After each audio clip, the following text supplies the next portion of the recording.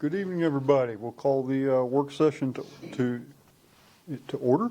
We are here today to discuss the public safety complex, have a discussion about that and the potential bond issue and what to build, when to build it, and how big and beautiful to build it, or whether to build a tent. So we'll see where this goes. And so thank you, everybody, for being here. It's nice to see everybody. I'll turn it over to the city manager. Thank you, Mr. Mayor, members of council. I have a brief presentation to start out just to provide some context here with this issue.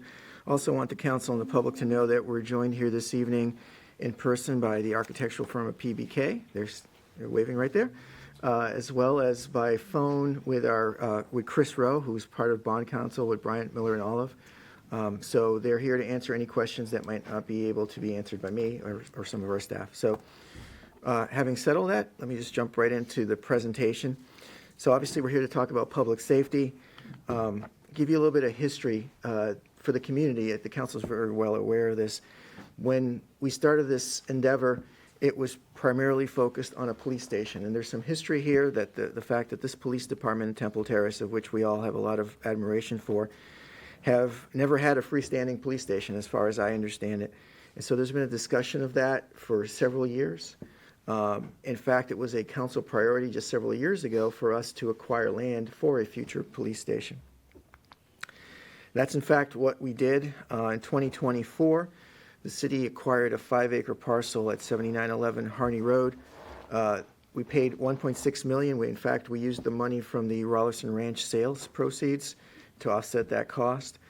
And as I mentioned, the priority was to find land for a police station, but when we located this piece of property, it was the size of it being 5 acres was conducive, we felt, to potentially being able to house a fire station as well.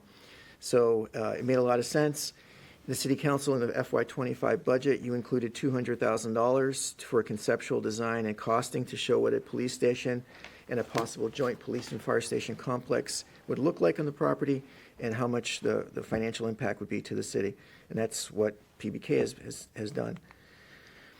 So let's just focus right now on the police side of the house, so the police facility. So the police department has been here on the third floor of this building in an 11,000 square foot footprint since the late 1970s. And in 1982, this police department had 26 sworn officers and 11 civilian employees, and they served a population of just over 11,000 people. Today, this department has 57 sworn officers and 20 civilian employees, and serves a population of over 28,000 people in the same station footprint. So they haven't moved from the third floor yet. Everything around them has increased in terms of the officers, employees, and obviously the population that they need to serve. The police also, in addition to staffing, have other challenges with space. They have their reserve vehicles, their backup vehicles are located right now in various city parking lots around City Hall. Their SWAT van and their Bearcat is actually stored off-site in the public works property. So they're a little bit spread out in the community, and obviously having one centralized headquarters would allow them to bring all those things into a secure, unified position. Now the fire station, when we're going through this exercise, as I mentioned, we had talked about a future fire station to address some of the growth that we've experienced on the east side of the community. And we envisioned that the fire station would be a need at some point in the future. And now we're here at this moment where we have this opportunity again to develop both at the same time. The issue, or the benefit of developing both at the same time would be obviously to be a cost savings because you have one mobilization. You don't disrupt the facilities. If you have a police station built first, you're disrupting their operations. So there's definitely some efficiency from doing that. But we did ask the fire chief and his team to give us the data. Do we build this now? Do we build this in the future? So the fire department provided a report, which I shared with the council a couple of weeks ago.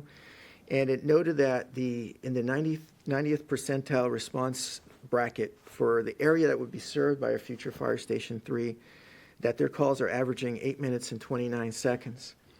Now the benchmark, we have a class 1 fire department. So their benchmarks are probably more aggressive than other fire departments who aren't class 1. And our benchmark is 6 minutes and 40 seconds for that first piece of apparatus to arrive at your house after you call 911. So obviously 8 minutes and 29 seconds is not meeting that benchmark. In fact, if there were not a fire station built by 2035, the department projects that that could rise to 10 to 12 minutes. And I've just lost the video feed. Brian?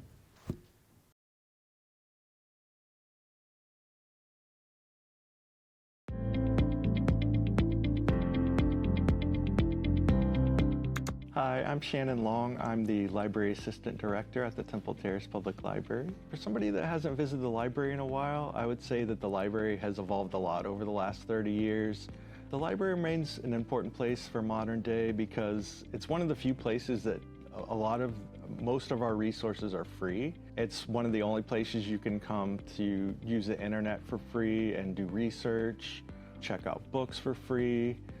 And we have a seed catalog and the Beyond Books Lending Library where you can check out tools and other things for free so you don't have to purchase them. So yeah, the library definitely saves patrons a lot of money. So the library recently introduced a new logo. It's an open book with the silhouette of a temple orange. The temple orange represents some of the history of Temple Terrace. So recent renovations at the library include the new restrooms. We're getting new tile, new flooring, new stalls, new plumbing, pretty much new everything, and we hope that it's a more functional space that's a little bit more aesthetically pleasing. I think the Temple Terrace Library is the only library in Hillsborough that does the seed catalogs. So the seed catalog, you can check out 4 seed packets a month on your library card.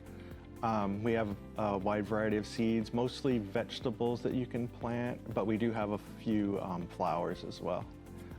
So for book clubs, we have a contemporary book club for more, the newer novels that have come out. We have one for classics. And then we also have one at night. I think that's more of like scary stories for adults. And then there's a garden club book club. There's a wide variety of different book clubs that you can attend, and you can look for the listings of the dates and times on templeterrace.gov events calendar. So you can find more information about the library on Facebook or Instagram. We have weekly posts of the different events we have going on. We have funny videos that we post with our staff. Come on down to the library and help us celebrate what's next.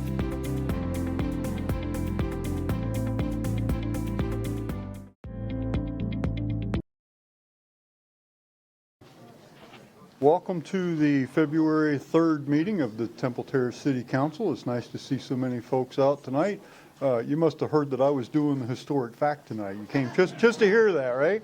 So, man, you put the pressure on me tonight. So I'd like to remind everybody to please silence your electronic devices. And if you would, please stand if you're able to join me in the invocation and the pledge. Lord, we ask your blessings upon our meeting tonight. Grant us wisdom as we work to advance the common good of our city. We pray for those who are less fortunate than ourselves, especially those impacted by the recent cold weather. We thank you always for our wonderful employees. Please continue to bless them and keep them safe. Amen. I pledge allegiance to the flag of the United States of America and to the republic for which it stands, one nation, under God, indivisible, with liberty and justice for all. Thank you, everybody. So for those of you who may not visit us often, we have a tradition for the past few years in Temple Terrace where we start each of our meetings with a fun or interesting or historical fact concerning either our city or the region, and we rotate that duty down the dais, and tonight it falls on me. And so I am going to bend the rules just a little bit because what I want to tell you is a story that really has to do with the Florida State Capitol, so it's not really a Temple Terrace thing. But having been there last week, I was telling this story to somebody who it was their first time at the Capitol, and I thought, you know what, I got to do this next week. I'll just tell them this story. So you're going to get to hear about the Capitol.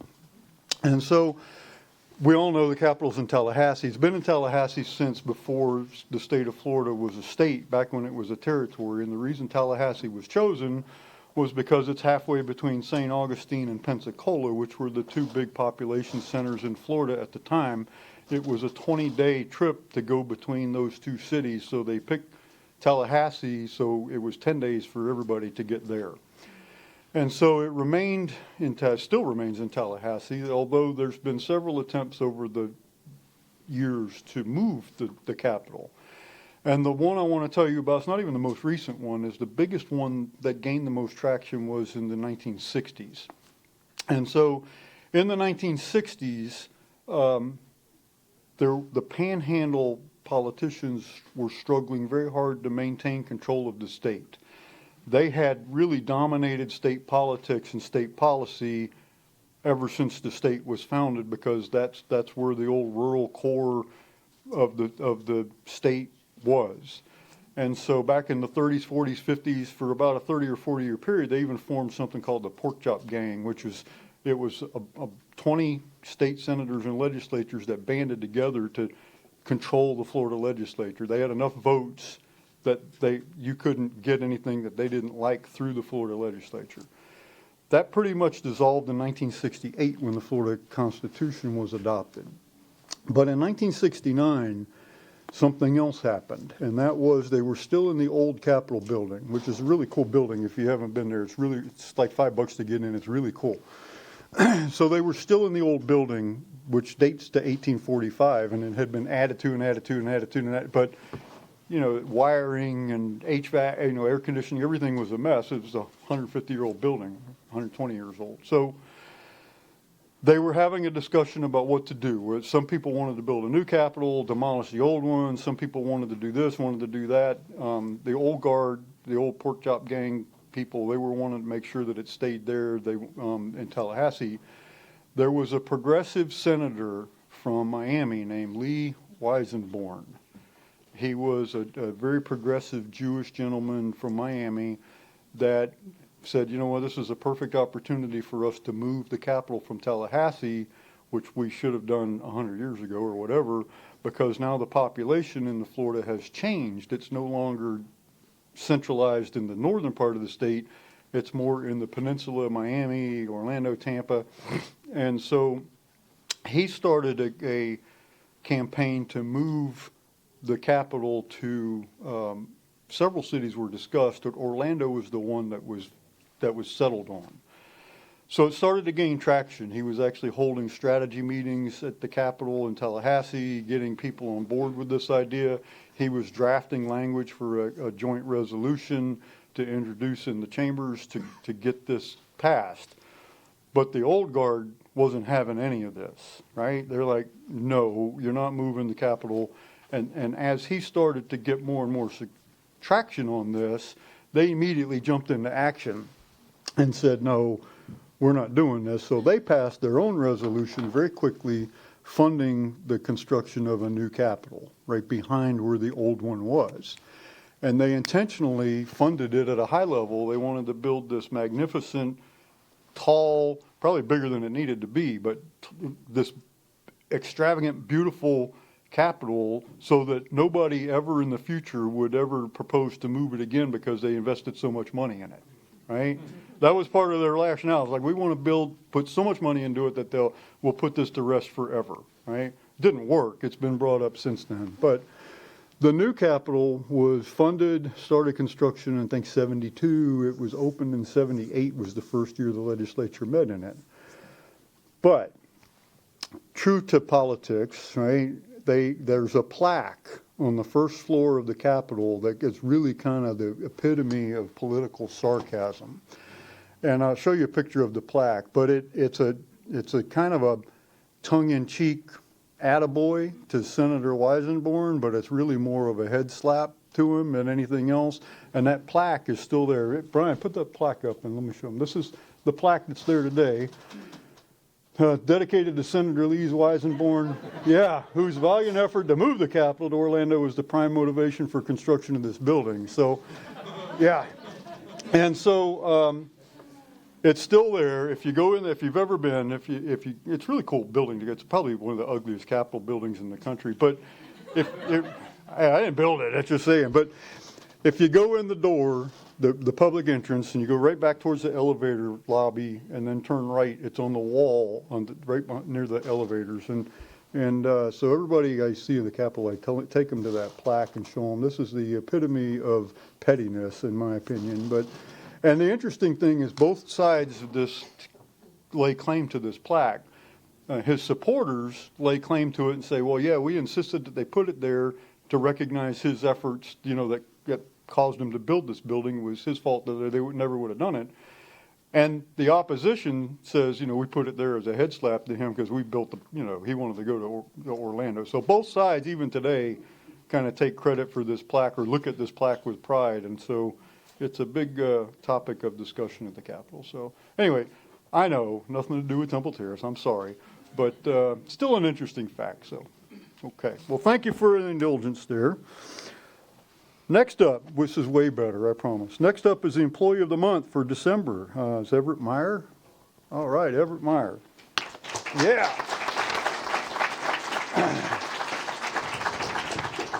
So GIS Specialist Everett Meyer is being recognized as the Employee of the Month for December.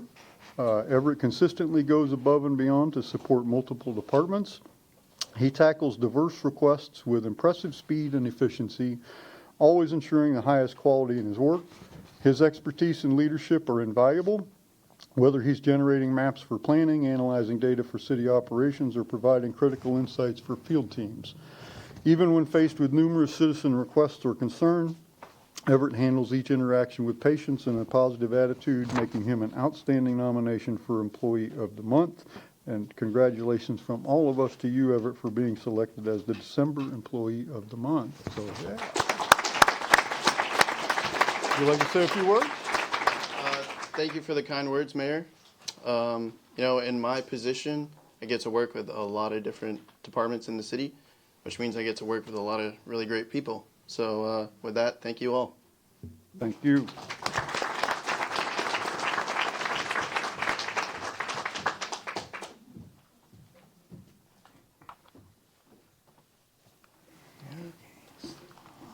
Right in the middle. All right, 3, 2, 1. Perfect, thank you.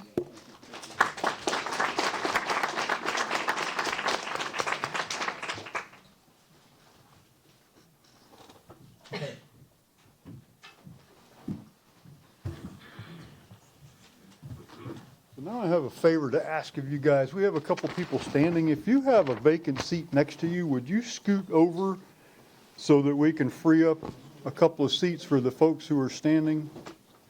Thank you very much. There you go, guys. Okay, next we have a presentation of a Temple Terrace Rotary Club donation. Okay, I was wondering who was going to come out. Please tell me somebody's coming. Good evening, Mayor, members of City Council, Carl Anko, Leisure Services Director.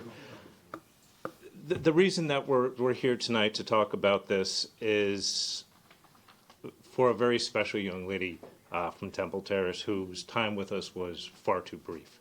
I had the pleasure of working with her when she was a lifeguard at the Family Complex way back in the 90s. I've thought for the past 2 weeks about what I'm going to say tonight about this, and everything I came up with fell far too short. So I'm going to give it over to friends, family, Rotary Club, whoever else who can do a far better job of this than I would ever be able to do. So, Thank you, Carl. Hey, Carl does a great job as the Director of Leisure Services in the cities. We're all blessed to have Carl working for us. As a proud graduate of Florida State, my wife and I are and season ticket holders. We're very glad the Capitol is still in Tallahassee, by the way, okay? Okay. 25 years ago, Marcela Martinez, while studying abroad, was run over, tragically killed. Marcela was a graduate from King High School class of 2000. As you'll find out, we'll talk about her a little bit later. She's a very special individual. And shortly after she died, the Rotary Club set up a foundation in her name. And over the past 25 years, we've given dozens of scholarships to deserving students. Today, I represent the Temple Terrace Rotary Club. I'm here to, announce that we're making a minimum $25,000 commitment to the Temple Terrace Recreation Department. That's primarily going to be used to redo the lifeguard room, which I don't know if you ever looked at it lately, but it definitely needs to be redone, okay? And as Carl said, Marcella was a lifeguard. She also learned to swim in Temple Terrace. And the family's here. Marcella's parents are both here today, and what we want to do is create a permanent memory for Marcella.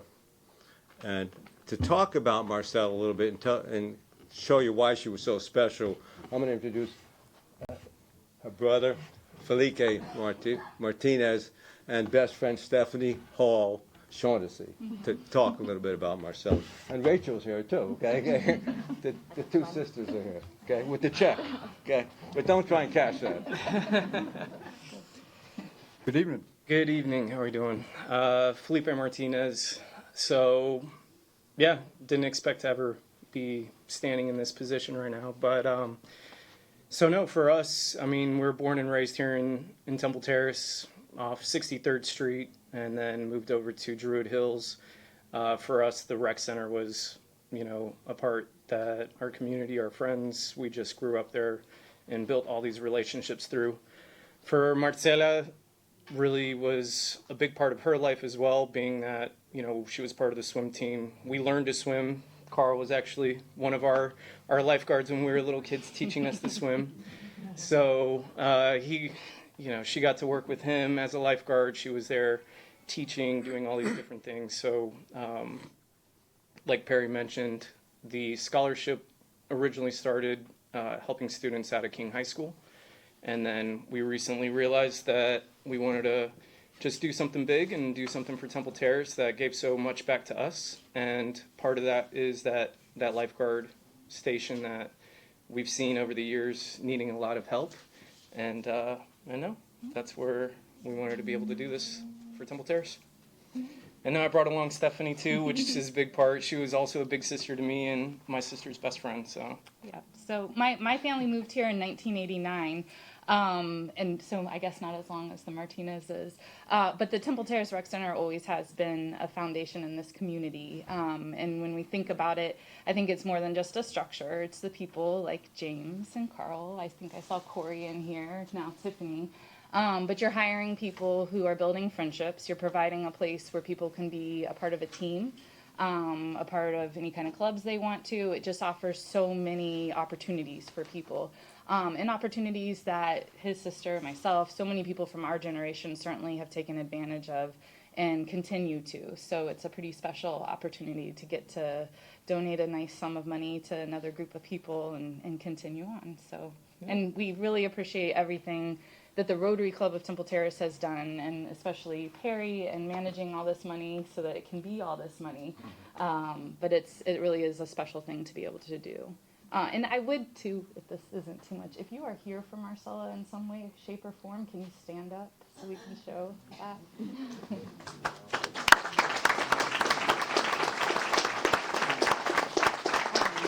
And this is just the surface. I mean, it truly is just the surface. A lot of people are very excited about this, so thank you.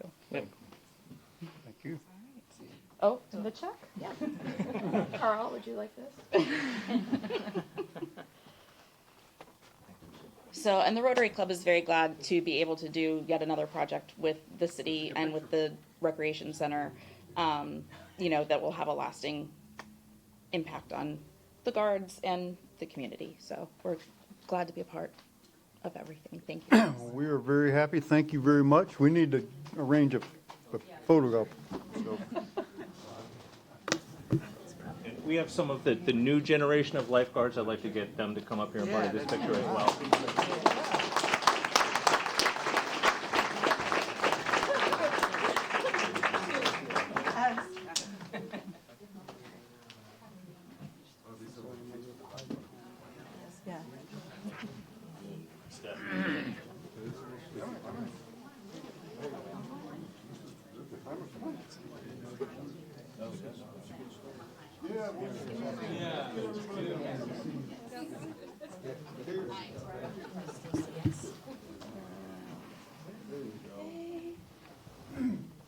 If I could have everyone like squeeze in if you can. I know it's tight.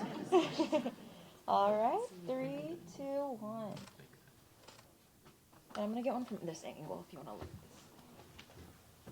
All right. Perfect. Thank you.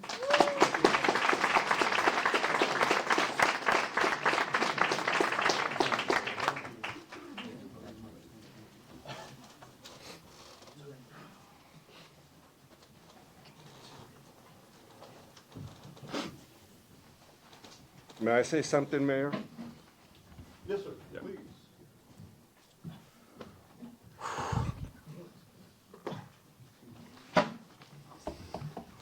Sorry. This is my uncle, by the way. He's part of the Rotary Club. Good evening. Thanks for Also, yeah, just part of Temple Terrace. So. Marcella to all of us, and the way I described it in the poem when she passed, it was a rose in the desert. She always brought a smile to all of us, and very nice, kind person. Beautiful soul, and that's what she is. Thank you.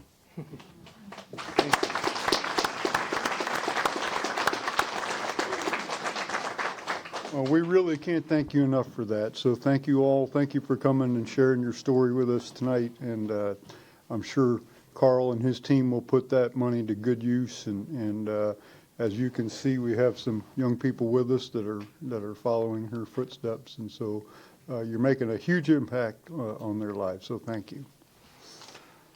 Okay, council, has everybody had an opportunity to review the minutes from our January 20th meeting? And if so, is there a motion? Move to approve. Second. Any discussion, corrections to the minutes? Seeing none, all those in favor say aye. Aye. Aye. Opposed? No nays. Minutes are adopted. So, persons wishing to be heard on items not listed on the agenda or items on the consent agenda. So requests to address the mayor and council are in the back of the chambers on the little table back there. Please complete the forms and give them to the city clerk. I have a number of people already, but if you haven't signed up yet, please complete the forms. So we do have a 30-minute time limit for this section of the meeting. I think we're going to be okay, but at 30 minutes of public comment, we cut that section. We temporarily suspend that section so we can move on. You'll still get to address the council, but we have to finish the council business, and then at the end of the meeting, we'll resume, and we'll stay as long as there's still people that want to address the council. We'll stay all night. So, but this part of the meeting is 30 minutes. We have a 3-minute time limit imposed on all comments from the public. We ask that speakers come to the podium, state your name and city of residence.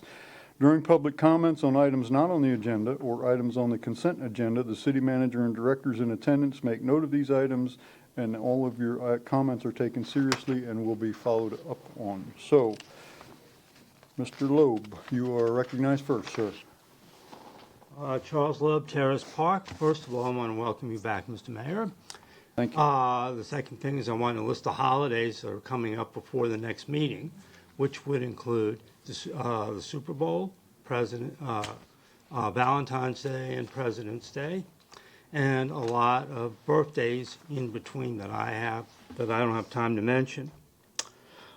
There was a magazine called, I want to start with the pickleball first. There's a magazine called Road Scholar, spelled R-O-A-D, that had something about pickleball trips. And I was thinking with the future here in the community that you all, between the stadium opening up and the hotel coming up and Busch Gardens and all, and maybe someday you all will be able to have a pickleball trip if you're still going into that. I'm willing to to leave the information with the city manager if you all are interested in doing that. This, by the way, this magazine called Road Scholar was January 2026. The main topic that I wanted to talk to you about was climate change. The storm that came over through here kind of reminds me of the storm in the movie The Day After Tomorrow. Kind of what was described as a paper as a snow king. We have to do a better job on the environment. I ran across this newspaper article from a paper called El País, or however you pronounce it, and that this was the 10th anniversary of the Paris climate conference. Before that time, they were doing 2.2 increases per year in terms of polluting, and went down to 1.1. But we still got to do even better than that. Let me see if I can say this right. The shorter time, the faster we destroy the climate, the less time we have for our scientists to deal with climate change. The more we're energy efficient and the more we save, of course, the more time the scientists will have to deal with it. It also shows, this chart also shows the effects of degrees since over the course of events. If anybody wants to see this or cares to see this. But finally, again, another little incentive, and that's my electric bill. Over the course of my life, I've never driven a car, never wanted to drive a car. My last two electric bills, I brought my last one over here, was $30.16, and the one before that was $31.05. So it's kind of like an incentive thing for people to keep in mind that it can be done, and we need people to do it. Thank you all, and good evening. Thank you, Mr. Loeb. Catherine Paler Amaya. Good evening. Good evening. I'm introducing the City of Temple Terrace tennis team, the Titans. Hi, guys. How you doing? Good. How are you? Good, good. You going to tell us a little bit about your team? Yes. All right. Good evening, City Council members. I am Nicholas. Luke. Nikhil. Leonardo. Sergio. My friends and I are on the City of Temple Terrace tennis team, and our name is the Temple Terrace Titans. We wanted to inform the City Council about our recent successes. In the fall, 6 of us played for the City of Temple Terrace in the U.S. Tennis Association's junior team tennis program. We played against other local teams like Hunters Green, the Tampa Bay Yacht and Country Club, Van Dyke Farms, Avila, and others. We had a great season and came in second place in our Hillsborough County division. Then in December, 5 members of our team went on to represent the City of Temple Terrace at the U.S. Tennis Association Junior Team State Tournament in Orlando at the United States Tennis Association National Campus. Teams from all around the state of Florida competed, and we placed second in our under 14 age division. Our team placed well, and we were proud to represent our city. We wanted to thank our great coach, Peter Adler, the tennis pro here at the Rec Center, for training and preparing us for these competitions. Tennis is fun, and we are lucky to have a great coach. We would like to thank the Temple Terrace City leadership for providing the wonderful tennis facilities here and allowing the tennis program here to thrive. The city's tennis program is making a positive and lasting impact on kids and families. That's a photo of us in Orlando, and thank you, and go Titans!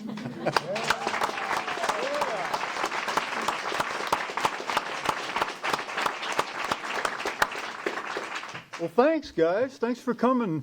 Is it okay if we get a picture? Yes. Is that all right?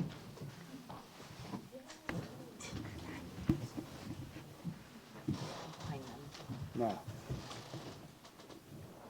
Congratulations. Second place. Wonderful. All right, 3, 2, 1. Perfect. Congratulations.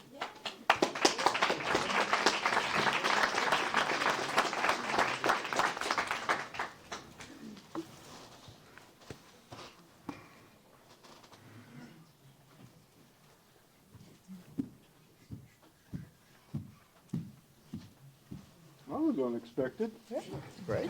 You guys come back anytime you want. Okay, so next we have David Pogorlich, and while he's working his way up, let me make sure I'm doing my math correct. You come on up there, Mr. Pogorlich. I have 1, 2, 3 people who have ceded time to Tara McDaniel. You're ceding time to Mr. Pogorlich? Bill Snelling? You're ceding time to Mr. Pogorlich and Roger Littlejohn. You're ceding time. Okay. My math is correct. You have 6 minutes. I won't need that much. Thank you. Okay. If the clerk could set the timer for 6 minutes. Oh, not 30 minutes, 6. I can go. No offense. I'm going to keep it. Okay, here we go. All yours, Mr. Pogorlich. Welcome. Thank you. David Pogorlich, 1534 North River Hills Drive.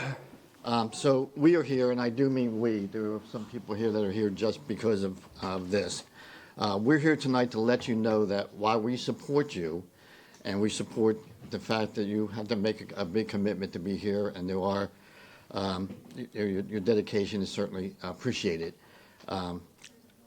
We believe that you maybe have lost your focus, and you need to get back to moving our city forward and focus on issues. I know you've received some emails from some others that specifically address other things, so I'm going to keep tonight's comments more general with some suggestions. The first suggestion is respect our dedicated employees. Members of this council, as well as other past councils, have done a phenomenal job of recruiting dedicated, intelligent, professional individuals in every department in the city. And we now have the best and the brightest, and we need to show them some support. Listen to what they have to say and respect their decisions. In that same vein, respect the people that are standing where I'm standing right now, whether it's a citizen, a developer, a consultant, or a guest. Treat them with respect. Don't treat them as adversaries, and don't give them hostile, what's the word I'm looking for? Cross-examination while we're standing up here. Respect each other, try to work together. The Diaz is not a place for grandstanding. The Diaz is not a place for look at me. The Diaz is not a gotcha moment event, and the Diaz is certainly not a platform for narcissism. Please focus on the people, focus on the issues that move us forward, and remember that council is a we job, not a me job. Thank you. Mr. Pogorlich. I don't currently have any further requests to speak at this portion of the meeting. Are there other members of the public who wish to address the council at this time? I have a couple of people signed up to speak on a later agenda item, but nobody else for this portion. Okay. Very well, then we will move to the consent agenda. Is there a motion to approve the consent agenda? Go ahead. Move to approve the consent agenda. Second. All those in favor say aye. Aye. Opposed? No nays. Consent agenda is adopted. Next, we have a resolution approving Phase 1 of the Riverside Park project, and our Leisure Services Director, Carl Langfeld, who's having a very good night so far, is here to explain. Good evening. Good evening, Mayor, members of City Council. Thank you all. I'm here tonight, this evening, requesting City Council adopt a resolution approving Phase 1 of the Riverside Park project and directing Half and Associates to move forward with permitting and contract bidding for the project. At a council workshop held on January 8, 2026, representatives from Half and Associates provided an update on the project. During the workshop, a consensus was reached on specifics for the first phase of construction. Including in the agenda is a map of the park showing what Phase 1 will consist of. For clarity, the items indicated in red on this map, Brian, can we get that on the screen? Oh, sorry.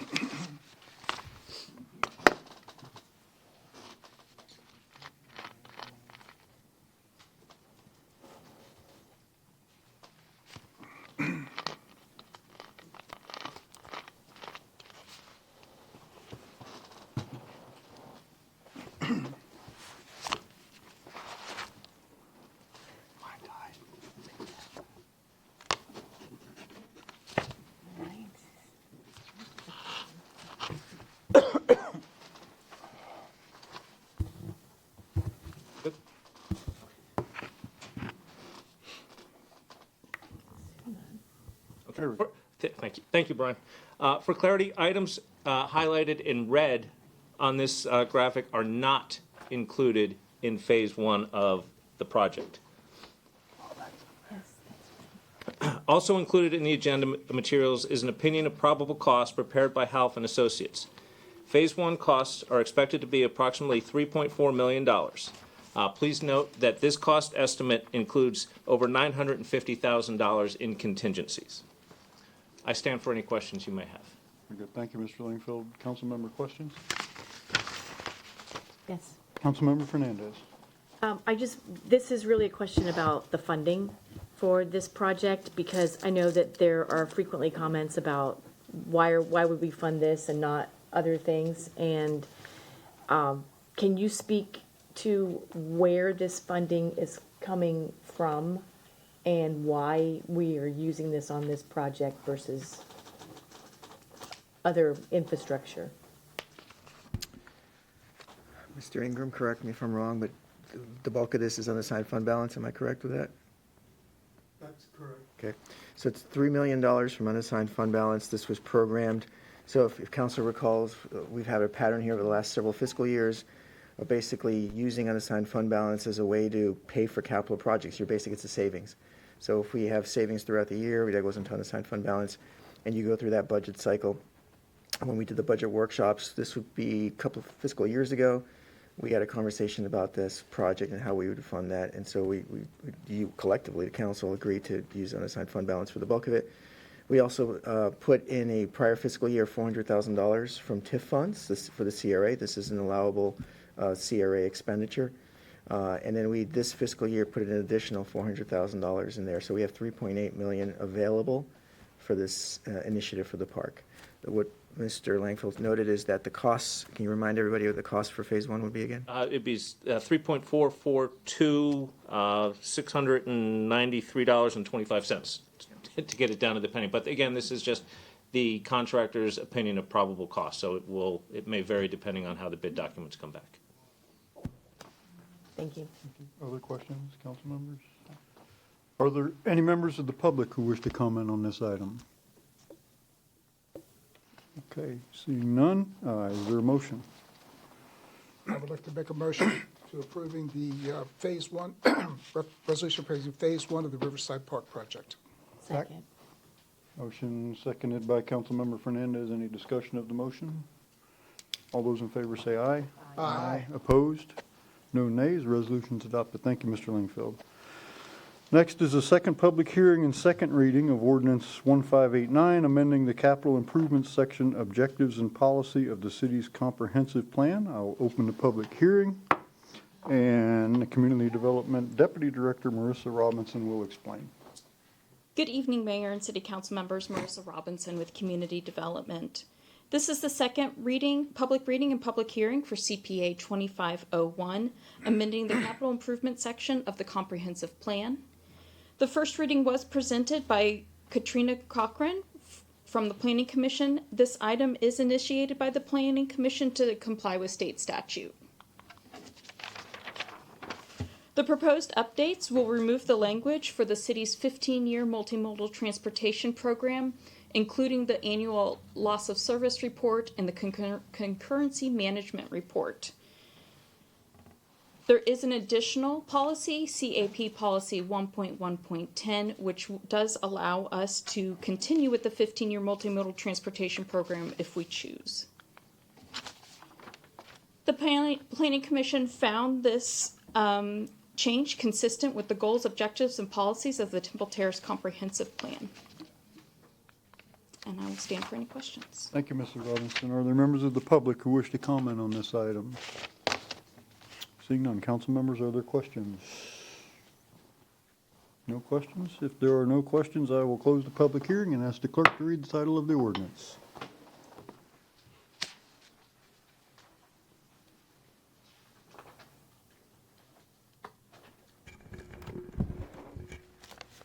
An ordinance of the City of Temple Terrace, Florida, amending the Imagine 2040 Temple Terrace Comprehensive Plan, Capital Improvements Section Objectives and Policy, providing severability, providing for correction of typographical errors, repealing all ordinances or parts of ordinances in conflict herewith, providing for an effective date. Thank you, Madam Clerk. Is there a motion?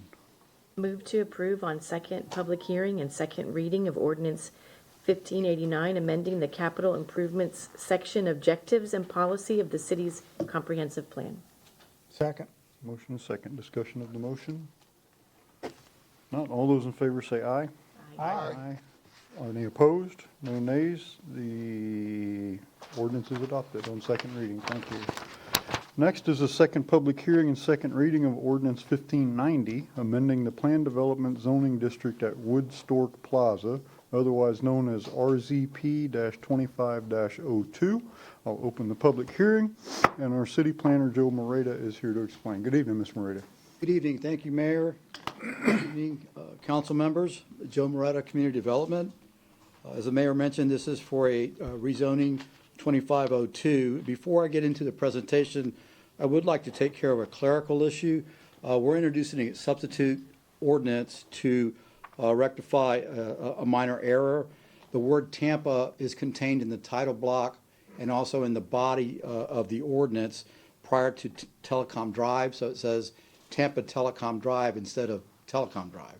So that ordinance should be getting passed around, and the word Tampa is going to be eliminated from the title block and from the also from the body of the ordinance. Mr. Moreta, are there any other changes to the ordinance on second reading? No, sir. No, sir. Just those two words in those two locations. I'll let Linda pass that out, and then we can get moving. Thank you.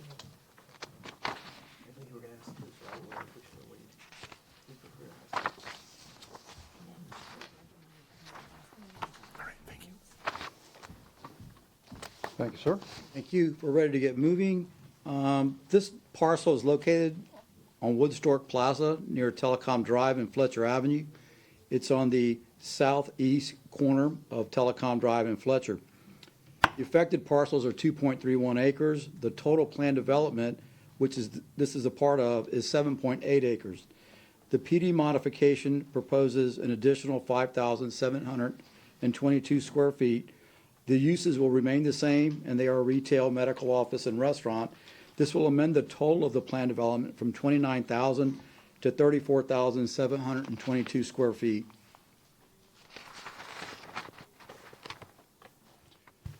If you look at the slide, you can see an area outlined. That's the change area of the site. Moving on, when this site was transmitted for review, Environmental Planning Commission commented because there was some concerns previously about the property to the south. That area has been fully mitigated. It's actually approved for development and will not require any other type of mitigation. So that area is already spoken for. Even though it's not proposed for development, it's already been fully mitigated in a previous mitigation plan. Moving on beyond that, the Planning Commission has reviewed this and found it to be consistent with the city's long-range comprehensive plan. In terms of staff findings, just to reiterate from the last hearing, our Development Review Committee supports the approval of the modification. The modification in use is compatible with the surrounding uses. There's no change in use, it's only in the amount of use. The DRI standards, Development of Regional Impact, and the site engineering requirements will offset any additional transportation impacts. The DRI deals with the network transportation impacts. They've already been dealt with through the DRI. There is a site plan that was approved for 79,500 square feet several years ago. If the trip generation for the 79,500 square feet is exceeded, then Hillsborough County will need to review that for potential access management improvements, and that will be reviewed at site engineering. The city staff agrees with the Planning Commission and the staff findings in regard to the consistency of the comprehensive plan. We are recommending approval of this, and I'm available if you have any questions. Thank you, Mr. Moreta. Are there members of the public who wish to comment? Is the applicant here, Mr. Yes, he Moreta? is. Would they like to speak? It's voluntary. Good. Okay. Okay, council members, are there questions? No. Okay. There are no questions. I'll close the public hearing and ask the clerk to read the title of the ordinance.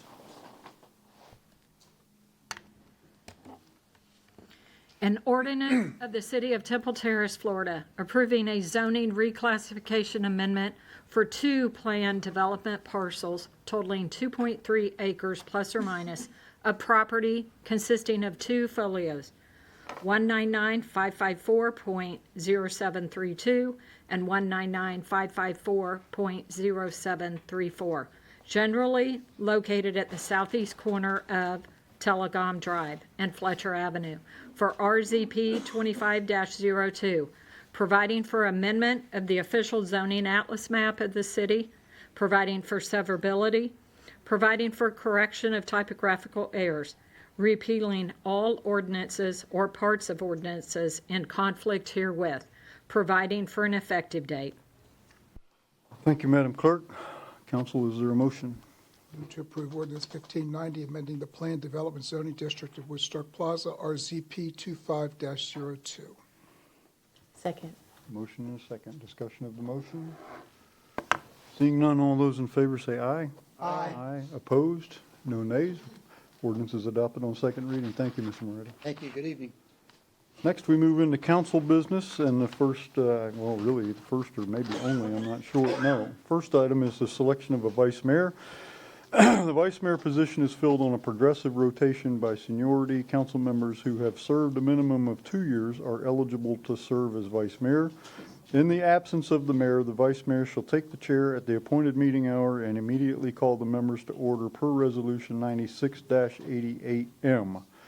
Pursuant to Rule 6 of the Council Rules and Order of Procedure, council members should select a vice mayor for a 1-year term of office. And I will open the floor for nominations for our next vice mayor. Yes, Vice Mayor, I'd like to nominate Councilmember Chambers for vice mayor for next year. do you accept the nomination? Yes. Are there other nominations? Okay, if there are no other nominations, I'll close the nominations. Is there a motion to approve Councilmember Chambers? Move to approve the appointment of Councilmember Chambers as the vice mayor for the current calendar year. Second. Motion and a second. Discussion of the motion? If not, all those in favor say aye. Aye. Aye, congratulations. Thank you. Thank you. You get to park 6 feet closer. Wow. Yeah. Next are the mayor appointments. The mayor is responsible for annually appointing the city council members to serve as representatives of the city on various county boards and state committees and to city boards and committees. I have not made any changes to this. I think everybody's doing a very good job on all of their board assignments, and if there are requests from the dais to make changes, we can have a discussion. It's not just my decision, but anybody propose any changes? If not, it's the status quo. Is there a motion to approve the status quo appointments? Move to approve appointments as listed. Second. Motion and a second. Discussion? All those in favor say aye. Aye. Aye. Opposed? No nays. Is there any other council business? Yes. Yes. Councilmember Fernandez. I wanted to ask about our sign ordinance and if that's something that we could consider revisiting to maybe make it more clear, to give it some clarity, but also to make sure that what we do have in the ordinance is consistently enforceable.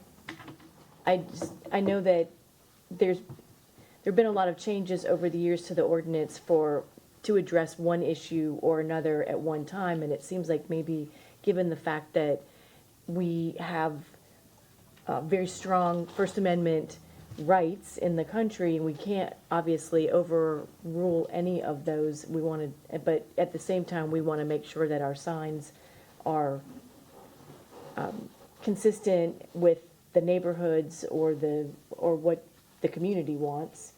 So as suggestion, making sure that we're very clear about what's not allowed, basically, in signage, so that it's easy for staff to know if somebody complains about a sign, if it is in fact something that the city staff, code enforcement, or somebody else can actually take action on, but just so it's very clear, but also potentially looking at 56th Street and Bullard and some of our other areas to get some kind of consistent signage structural standards that you might see in other communities. One of the complaints that we hear all the time about 56th Street from people that don't venture off 56th Street into the deeper community is that it looks very suburban, sprawl, shopping center kind of. So it's just a thought that I have, and it's something I might obviously also bring up at council goal setting, but I wanted to bring that up now to see if there was any interest in any discussion about it. Vice Mayor? Yes, I would agree. I think the last time we really looked hard at the ordinances was 2016, I believe was the last time. And, we go through, I think the terminology is presentism, so that what was good then is not necessarily good now, and so forth. So I would ask the administration to take a look at it and come back to us with any changes, particularly with First Amendment type issues, and at a future date so that we could look at it with any changes they might recommend. Could we, I don't know what your desire here is, the sign ordinance is long and thorny, right? Sign ordinances and noise ordinances are probably the two worst ordinances to deal with that we have. Is there specific portions of this that we're concerned about as opposed to just telling them to look at the whole? I mean, that could take, that's a big undertaking. Are you? Well, those two issues specifically. Well, the commercial signs we talked about the corner lots and stuff. We had a discussion about that recently. It's not that.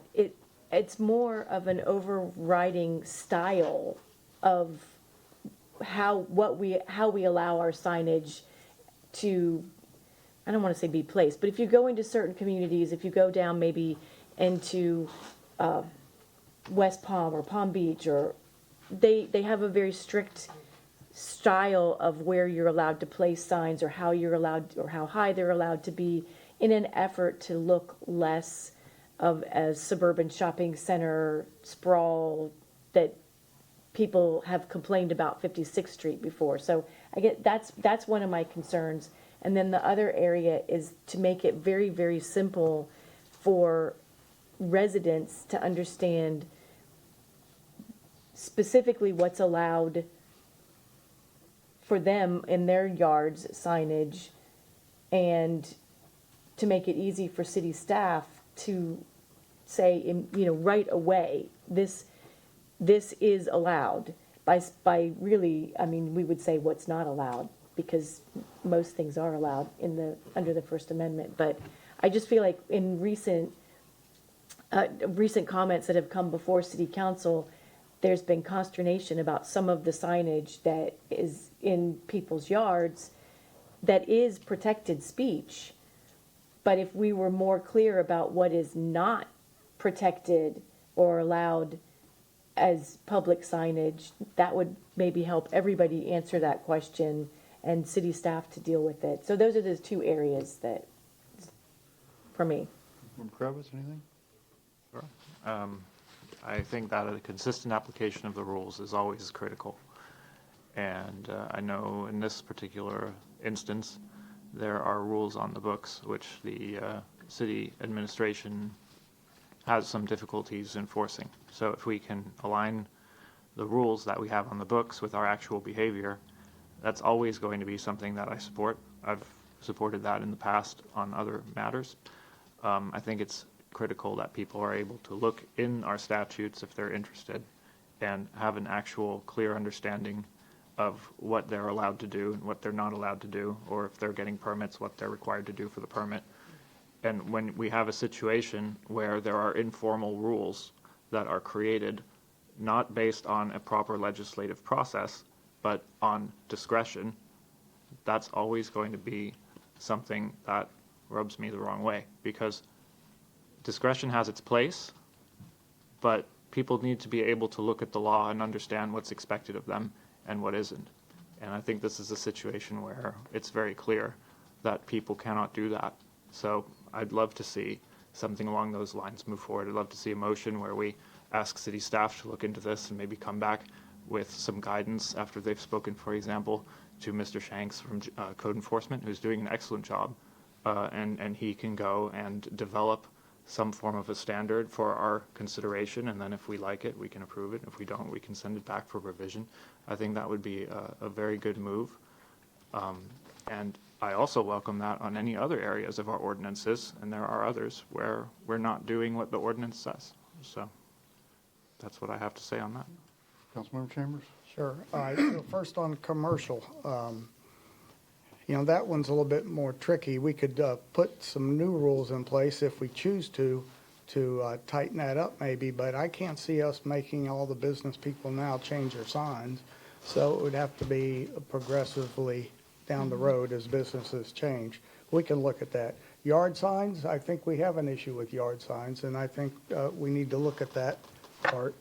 I also think we need to shorten the time frame for political signs during campaigns to go out. I know we shortened it, Councilman Schuster, you remember? We shortened it once. 90 days before the election. Right, I think we need to shorten it again. Political signs go up in yards way too long, and, just my opinion, so. Vice Mayor, anything else? No, that's good. Okay. So I would fully support and agree with my colleagues' remarks on the issue that we have with the really unenforceable ordinance we have concerning yard signs, snipe signs, yard signs. But I am not supportive of directing staff to go back and revisit all the commercial signage. We've been over that probably 3 times since I've been on council. It's a good ordinance. It's already more restrictive than most cities. If you drive Fowler Avenue, you can tell when you leave Temple Terrace and go into Tampa just by the signs. That is a really burdensome task that we're asking them to do. Now, if there's a particular area, like we've already asked them to look at the signs, the portion doing with the corner lots that don't allow them to have this, we've already addressed that. So if there's a particular thing, but to have them go look at that whole, that's a lengthy, sticky ordinance when it comes to how many square feet and how the lighting is and how it's corner lots and side lots and what if there's this, what if, that's no easy task. So I would happily support, enthusiastically support the revisit of the snipe sign or the yard signs. But I just don't think we're fully appreciating what we're asking of them if we're going to ask them to do a wholesale revision of the commercial signs, which we have done. So I guess I would just try to persuade you to narrow that a little bit and maybe look through it yourself if there's something that you see in the commercial sign or, like, well, can we look at that? But, Vice Mayor. I'm sorry. I agree. I'm not talking commercial signs. I mean, what we got's what we got out there on Fowler Avenue. 56th Street and so forth. You're not going to get it. You're not going to be able to get it to take it down and redo it. But I'm talking strictly yard signs and that type of situation. But we would ask administration to come back to us. You got a lot of things going on. I don't want to pig pile on with something new. We got a lot of other issues that are going to be coming. But put it on your radar so that we can come back in a few months, 6 months, whatever, with some recommendations. Because this is not something that's going to be done overnight. You'll find out all the intricacies and issues with the yard signs. It's going to take a lot of time to pull that together. So I would like to see administration come back with that, more focused on the yard signs than just a general review. I think you got a lot of traction on the yard signs if you want to narrow it to that. I think everybody would like you to make that motion.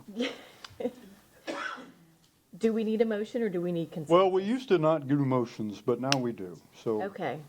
So then I will make a motion that we ask city staff to revisit the sign ordinance with regard to yard signs and snipe signs. Second.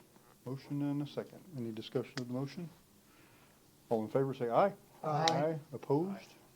No nays? Okay, we are still under council business. Is there any other carryover council business? Councilmember Kravitz. I do have one question, if I could direct it to city manager.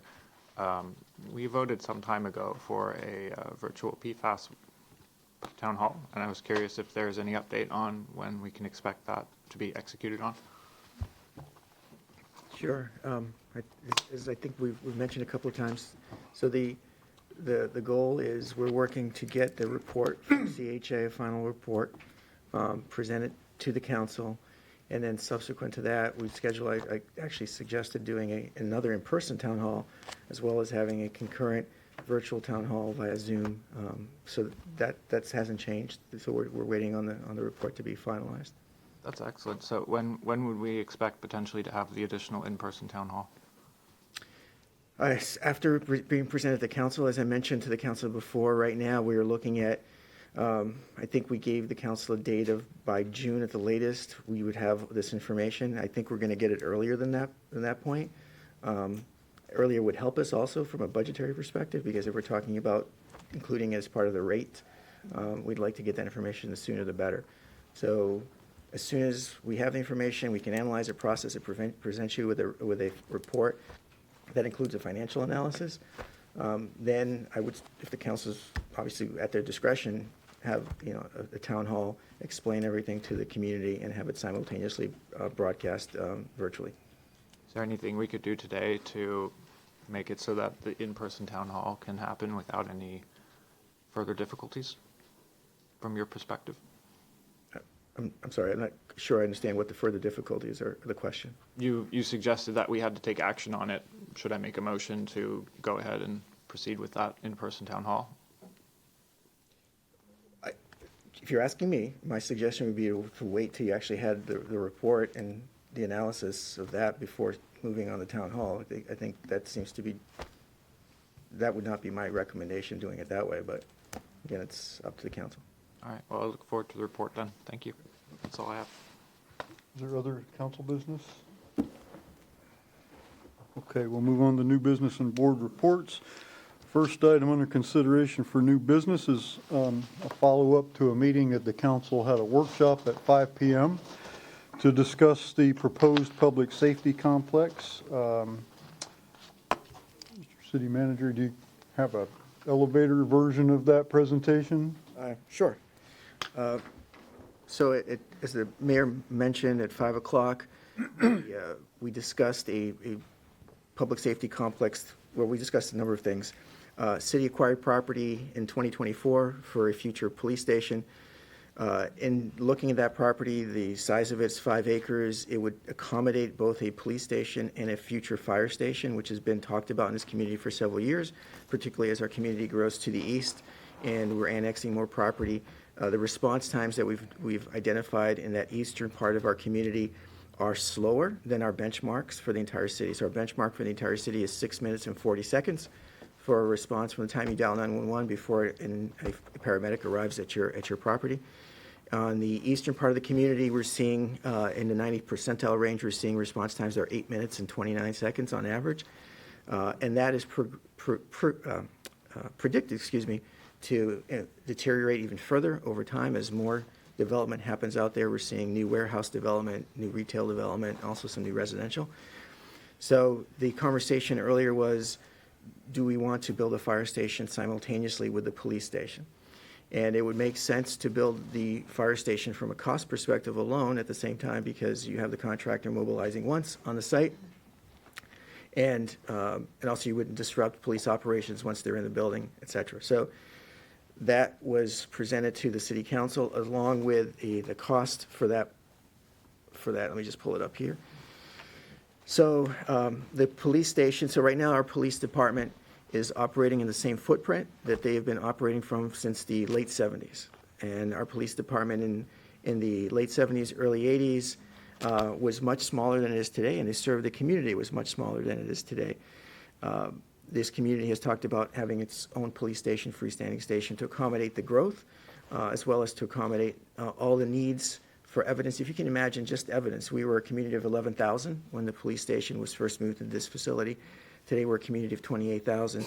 Just the evidence retention area alone is busting at the seams here in this facility. So looking at that, we hired an architect to do some conceptual planning and cost estimating. So right now, we have the estimated cost for a new police station, 33,000 square foot facility. It's $34.6 million. This is on the high end of the range. I'm giving you the most conservative numbers. Fire Station 3 would be projected to be a 10,000 square foot facility, two-bay fire station at $10.7 million. Obviously, when you do, this is not a cash transaction, this would be a debt instrument. So if we were to do, for example, the general obligation bond, there is underwriting, bond counsel, credit agency reporting, et cetera, that also has a component of the cost, and that would be roughly 1% to 2% of that total. In talking with bond counsel and our financial advisor, they recommend to also have a cushion in your bond if you do go out to the voters for a general obligation bond, because it's going to take us 1 to 2 years between the time of a vote and the time you actually break ground. And there could be inflation, there could be other things that make that price go up from where it is today. So we were talking about a suggested general obligation bond amount not to exceed $50 million. So for example, if everything shakes out and it's $40 million, that would be the number, but the not to exceed amount would be, again, providing that cushion. Looking at the options, the general obligation bond would be the best option in our estimation, my estimation at least, put it that way, because it would provide us more transparency, because the voters would be voting exactly on what they want to financially support. So it's not buried in any budget. You're going to very clearly see that you'd be voting to say you support building a police station and a fire station for that amount of money. It would be a recommended 30-year bond. Right now, the interest rates are hovering between 4 and 4.75%, somewhere in that ballpark. That would be a millage rate right now, based on today's valuations, of between 0.9 and 0.98. So you're looking at, if you had a home assessed at $250,000, the projected financial impact would be $225 to $245 annually to support that bond cost. This evening, what we were asking the City Council is authorization, if they want us to move forward. Do you want to include a police and fire station? Does the council also wish us to do a general obligation bond for the financing of this? And then which ballot, which ballot would we place the question on? So there's 3 options for the ballot. You could do a primary ballot, which would be the primary elections August 18th of this year. You could do a general ballot in November 3rd, or you could do a special election sometime in 2027, but there would be costs to hold a special election. I think that's roughly the synopsis. Thank you, City Manager. Are there members of the public? I do have a couple people that want to comment on this already, but if you have just heard that and decided you'd like to make some public comments, the forms are right there on the little table in the back, so you can fill them out, give them to the city clerk, and we'll be happy to take you in order. So the first person recognized is Sherry Donahue. Good evening, Ms. Donahue. Boy, this is quite an occasion. You've had 2 former city council people here. Thank you to each of you who are serving. So, it's not often that you actually live a slogan or a motto or whatever. But the new slogan that we're working on, we've given up on amazing city. We've already found out that we are an amazing city, correct? So now what is it? It's what's next, okay? Listening to that workshop today, I want to give you just tremendous kudos on that workshop. All the dots were over the I's and all the T's were crossed. You laid it out beautifully. I wish everyone could see this workshop, and hopefully it will be on YouTube and people can watch it. Because watching the planning that has already been gone through, watching the way the plan is laid out, all the way from when to build it, what to build, all of those things are amazing. But what also strikes to every heart is the time it takes. I can tell you that I am a beneficiary of a lot less than 8 minutes, and that less than 8 minutes made the difference between me celebrating another Christmas with my son and planning a funeral last month. So, you know, if somebody says time is of the essence, that is all in capital letters. So I heard what you said in the workshop, and I hope you'll all stick to it, because it sounds to me like we're going to be breaking ground on a dual police and fire station in our future. And I want to commend you for thinking about what's next. Thank you so much. Thank you, Ms. Donahue. Alec Hassey. Good evening, Mr. Hassey. Good evening, Mayor, City Council. Alec Hassey, Wesley Chapel, Florida, Vice President of the Temple Terrace Professional Firefighters. I just want to say on behalf of our members, we're all very, very appreciative of the work that you guys have done planning the future Fire Station 3 in the public safety complex. Echoing what Ms. Donahue said, a lot of work goes into this, a lot of data, and it was all presented very, very well. And you know, this fire station has been a topic for almost 25 years. So this was identified nearly 25 years ago in the strategic planning process. So to see it come to fruition with this council, I mean, I think you guys need to give yourselves a pat on the back, because we wouldn't have made it here without you guys. So we just wanted to say thank you. Thank you, Mr. Hassey. Are there other members of the public who wish to address the council? Okay, council members, are there questions that remain from the workshop? I have no questions. Vice Mayor. I have no questions, but when you're ready for a motion. Okay, well, let's make sure there aren't any questions that remain. Okay, Vice Mayor, you're recognized. It's my pleasure to make a motion to proceed with all due diligence on the combined project of the new police station and the new firehouse, number 3, on the assigned property on Harney Road, to seek a GO, a general obligation bond, in the amount of about $50 million as described, and do this during the primary election in August. I think it's August 17th of this year, 18th, August of this year. Second. Motion and a second. Discussion of the motion. I have comments. Councilmember Fernandez. One, I do hope that you all watched the workshop that preceded this meeting. It was filmed and it should run on YouTube, and that might help if you have any questions. But I'll tell you why I support the motion, and that is any annexation, any growth in the city will be that direction. So at some point, if we follow the plans that the city has initiated in years past, that's where the growth will be, and we will be putting a third station sooner, probably sooner than what we might think, even though we might think, well, we don't have that growth today. It takes a lot of time to plan this and actually implement the construction, and that we'd like to not be caught behind the 8 ball. We're trying to plan for the future. Construction costs are a fairly known dollar today, closer than, not perfect, but closer. And we know that they're only increasing, which means that even if we delayed this project for 3 years, we might be looking at a 50% increase in construction costs. I don't think it works like that.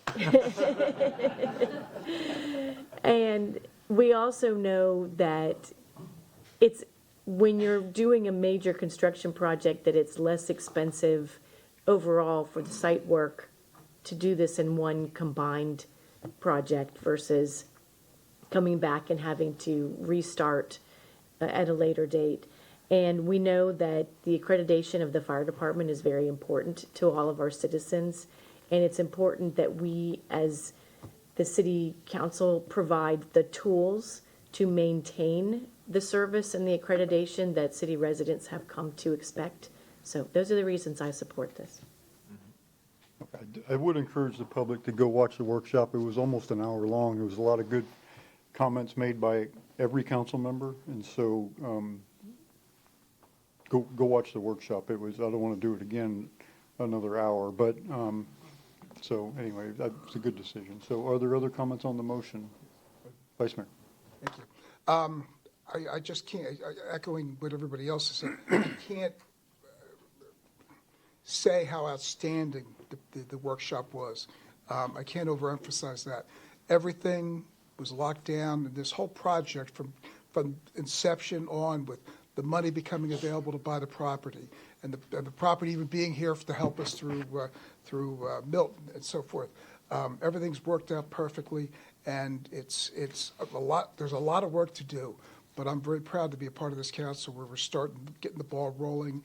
We're not going to be on council none of us will probably be here when you guys move in there, but I want to be there when you cut the ribbon for this, because we're setting the stage for the next 30, 40 years for the city of Temple Terrace, and that's what's next. So I obviously I support it. I made the motion, but I can't, the next thing is convincing the public that this is really important, and it's critical for our future.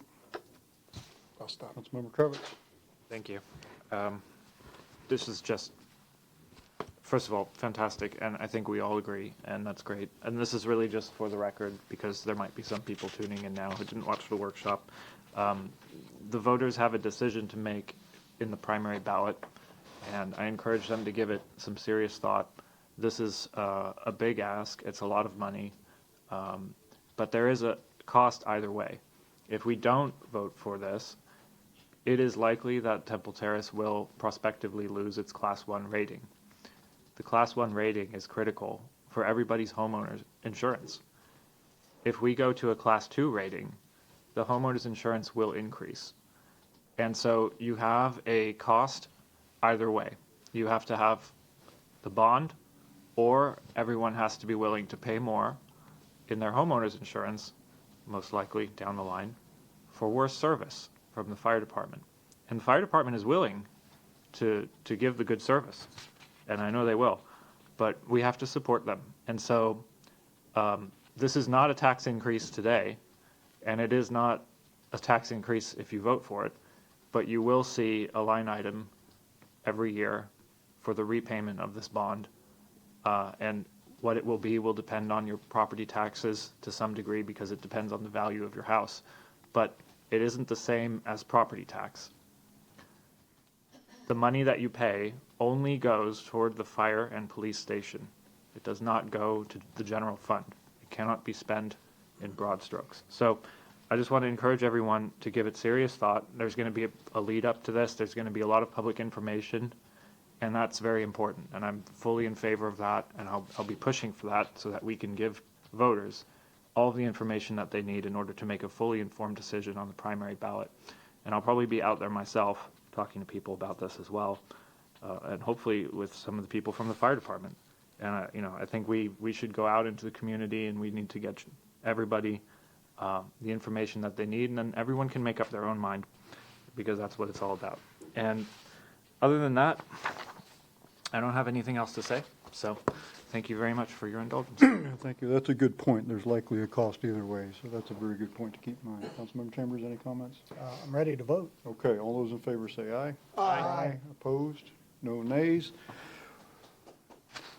Yes. That's a big step. Sure. Thank you, Mayor, Council. I just wanted to say a few things. Number one, I want to thank the city manager.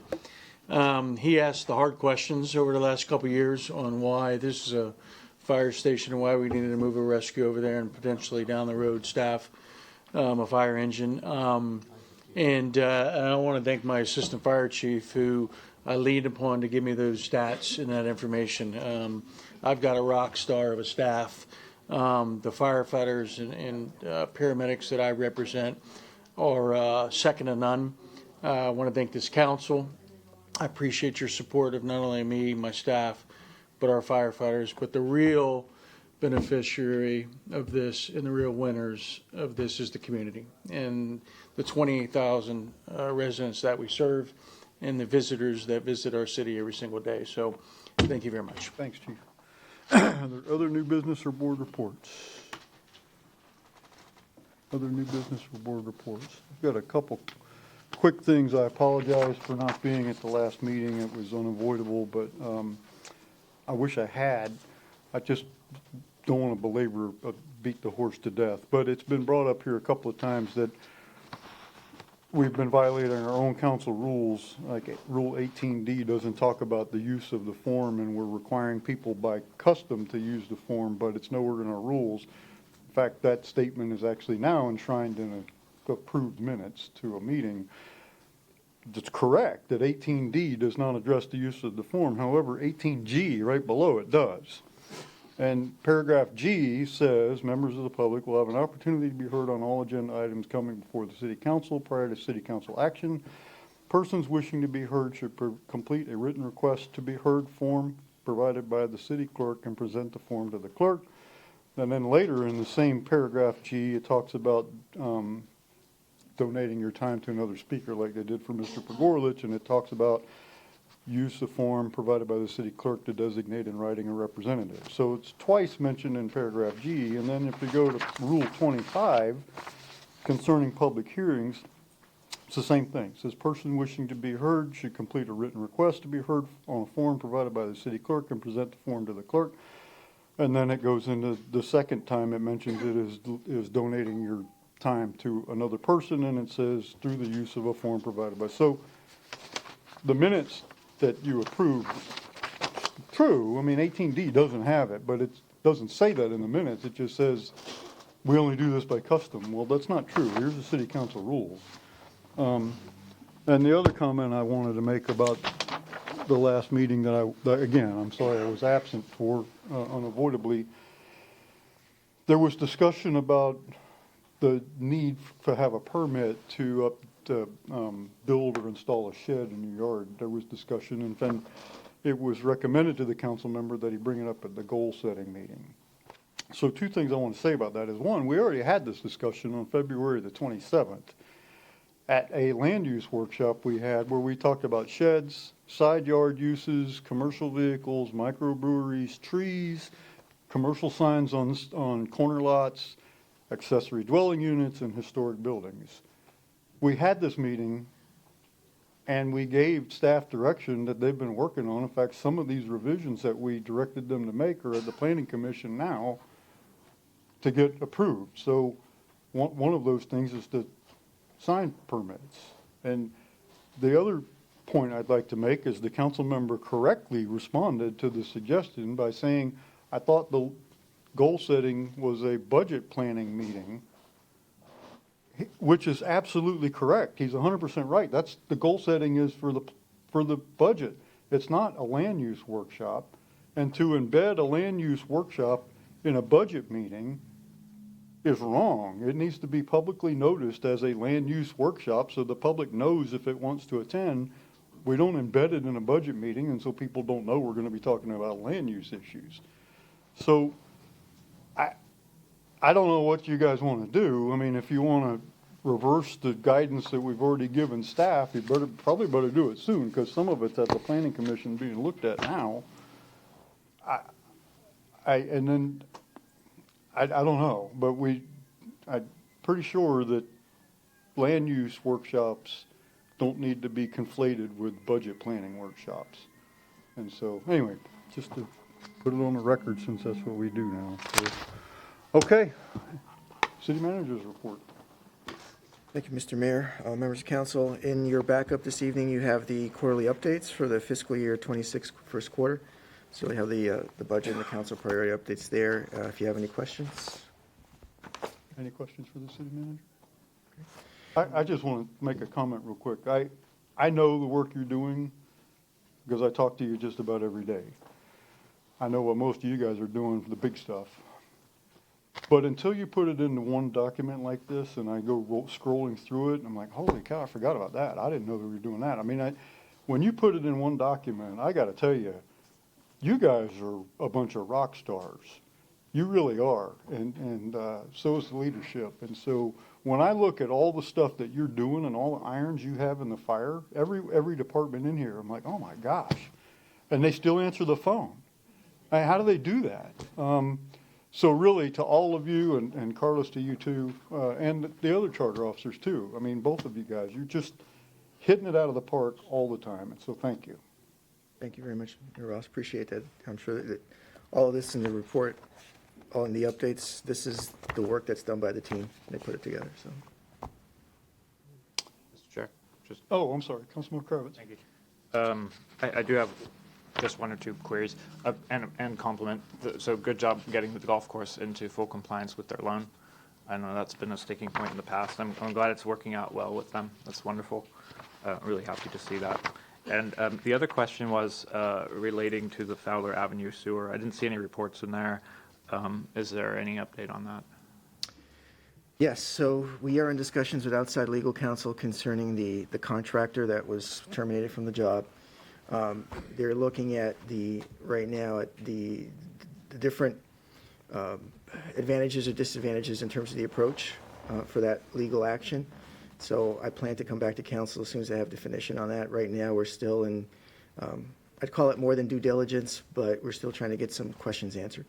And second question is related to please correct me if I'm wrong, I saw an additional accountant position being open to deal with PFAS costs. Is that? So what we've done, and I have to thank Mr. Warrenfelds and Assistant City Manager and HR Director Nazario, is basically reconfigure some positions. If we have turnover, if we have attrition, we always look at positions. We don't just blindly allow it to be filled. We look at it again if there's new needs that we have. And one of the new needs we had in public works and engineering is really for in essence, an accountant 3 position over there.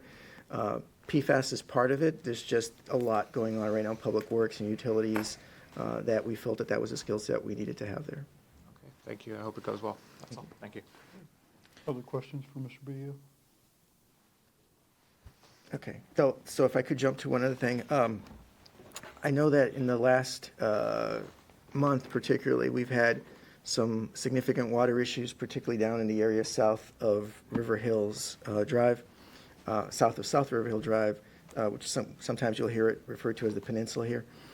And I just want to give the public an update and the council as to where we are with that. So if you'll recall, on December 30th, we had a break in a water main on West River Drive. That line is not in good shape, and in fact, we had a subsequent break about 2 weeks later, if I'm not mistaken. And so staff's been working to identify a solution there. We feel that line is really doesn't have much life left in it. So the good fortune we have here is that there's actually a cast iron water main on the other side of West River Drive, on the south side, basically. And so we are looking right now to move the homes that are being serviced by the compromise line over to the other existing line. There's about 31 homes that are on this existing pipe.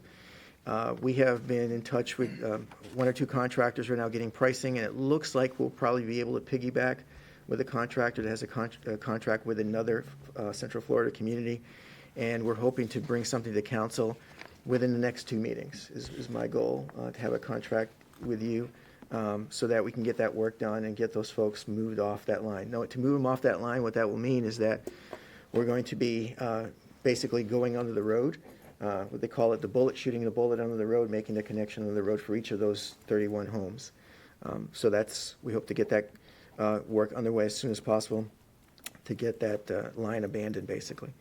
Also want to touch upon another question that's come up about sort of the lab protocol and the water shut off, because obviously when you have a water main break, you try everything possible to avoid shutting off the pressure to the system, because then you have to go into a precautionary boil water notice for 48 hours at minimum. And some of the issues we have is that the different labs that we use have different protocols in terms of some labs are really for weekdays, some labs are for weekends. And so we have tightened that up. We've learned several lessons in some of these water breaks over the last year. So we've improved that relationship. Our staff is much more aware now of which labs will work with us and which labs will stay open late so we can get the samples in. The reason that's important is because we want to make sure that we shorten that period for that precautionary boil water notice, because we know it's incredibly inconvenient and we don't want it to happen. The break that happened December 30th, unfortunately we had the New Year holiday there, and that's what threw off some of this because of the lab and us trying to get there with the holiday, and so that was a problem. So we've improved that. and we're going to continue working on that. Also want to touch upon this past weekend, we had three, I believe it was, actually may have been 10 homes? Looking at Mr. Waterfield. It was a small group of homes. 10 to 12 homes. So because of the cold weather, as I informed council, and everybody actually spoke to it, Mr. Loeb spoke to it early on, we had this cold snap. We don't typically have temperatures that are freezing or below freezing. And so we had to make sure that our infrastructure was protected. And in this particular neighborhood, again, down in the sort of south of River Hills area, we had a construction meter. So they were doing some work. So they had a construction meter. So they had basically an exposed pipe over ground that we realized would probably freeze. So staff went out to shut the water off to that meter. And in doing so, there were two valves. They turned the one valve off, and that valve unfortunately shut the water off in this area. But they caught that mistake within a matter of minutes. I think it was about 10 minutes, and they turned the water back on. But that happened, didn't result in a boil water notice at all for that, but it was an inconvenience. So we're working on training our staff in terms of, we don't have many of these construction meters, so this is not a typical thing you'd find. But I know one of the council members asked me, how did we find out about this? And I want to commend the council for supporting in our budgets for the last several years the iHydrant notification system. We've been phasing this in. That is a great system. So probably most of the people sitting right here on their phones have the app. And whenever we lose pressure in any of our hydrants, at least the hydrants that have the iHydrant function on it, that telemetry, it indicates immediately. It sends a text to our staff. So they're all aware that there's a drop in pressure somewhere, which is usually indicative of something happened. It could be a hydrant broke, it could be that a water main broke, et cetera. So they're able to respond very quickly. At the same time, again, I want to thank council for the C-Click Fix app that we have, because I know that residents also concurrently were sending notes to C-Click Fix, and that was going, Maria, our PIO, was monitoring that as well over the weekend, particularly in light of the weather. So between those two methodologies, we're able to respond very, very quickly and make sure that this doesn't become a bigger issue. So that was important. We have also been asked about how we have our utilities marked out and cataloged. And so our infrastructure, we have a fairly good idea of most of the city's infrastructure that's underground. The challenge that we have is the service lines, things like that, that might be privately installed. You would think over the years that there would be good records, but I'll be honest, every community that I've worked for, it's hit or miss. And so some places you'll have very good as-built records, and other places you may not. So what we're trying to do with our staff is anytime we have any kind of interaction with our underground infrastructure or service lines, we document that, and we're adding that to our geographic information system. So trying to get that in as quickly as we can. We've mapped out a good portion of the city already, we feel comfortable with, but we still have a lot more to go. And I want to thank Councilmember Kravitz, actually, because he sent me a note a couple of weeks ago about Congresswoman Lee's office managed to secure funding for Hillsborough County precisely for this kind of initiative to map out their utility infrastructure. We had requests for Congresswoman Lee's office in the past. I've sent out emails now to her district chief here seeking to find out more information. So if there's an ability for us to get into a next round of funding for something like that, that's something we'd like to do. And then I also want to talk about, finally, in terms of staffing, we're going through several staffing changes right now. And like I mentioned before, every position that's open, we look at, is there a better way to do this? And so that includes in our utilities department too as well, trying to figure out how can we get more skill sets into the department. We've hired a new utilities maintenance manager that brings a wealth of experience. So we're hoping all these things bear fruit as we move forward to improve the utility system. Happy to answer any questions. Are there other questions for City Manager? Councilmember Kravitz. I just thank you for the thorough report, and also I know we're going into goal setting, which is when we develop our budget. So I just want to encourage you and the staff to think about what the needs are for our sewer system, because I think everyone would like to fund those, and perhaps there are some preventative things that haven't been explored because of cost. Perhaps there are repairs that have been pushed away that aren't absolutely critical yet.